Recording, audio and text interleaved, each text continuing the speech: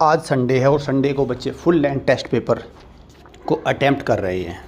देखिए, वैसे तो पूरे भारत में संडे को क्या होता है, अगर एकेडमीज़ में तमाम कोचिंग्स में बच्चे पढ़ रहे हैं तो वहाँ पर तो रेस्ट होता है।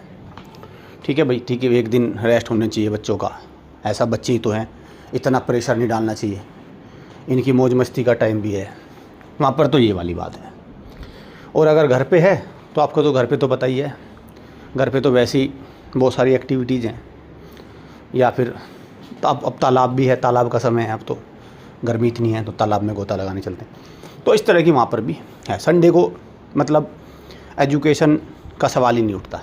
लेकिन एक इंस्टीट्यूशन भारत का ऐसे है जिसका मानना ये है कि भाई जब कंपटीशन इतने बड़े लेवल का है, जब 2% 3% में सेलेक्ट होना है, तो बिना संडे के काम चल ही नहीं सकता, बिना संडे का यूज किए हो ही नहीं सकता।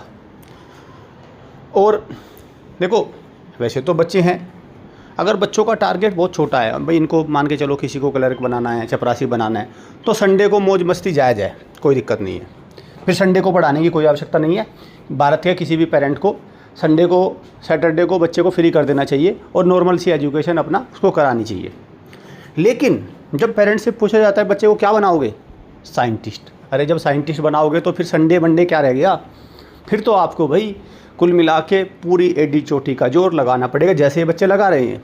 कल को ये सैनिक स्कूल में जाएगी, साइंस स्ट्रीम से पढ़ेंगे, स्टेम प्रोग्राम है, और भी स्ट्रीम अब तो आ गई हैं सैनिक स्कूल में, वहाँ से एनडीए के through ISRO, DRDO, HAL, railway और बहुत सारी चीज़ें, अब तो आपको पता है डिफेंस सेक्टर पूरा ओपन हो चुका है, बहुत अपॉर्चुनिटी है डिफेंस सेक्टर में, तो वहाँ पर इनके लिए रास्ते अपने आप खुल जाएंगे।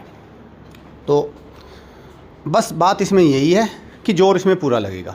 वो वाली बात से नहीं बात बनने वाली कि 15 ही दिन किताबें खुलवाई थी, 15 दिन खुलवाई थी किताबें तो 150 नंबर से फेल हो जाएगा, और ज़्यादा समय खुलवा दोगे तो और नज़दीक पहुंच जाएगा।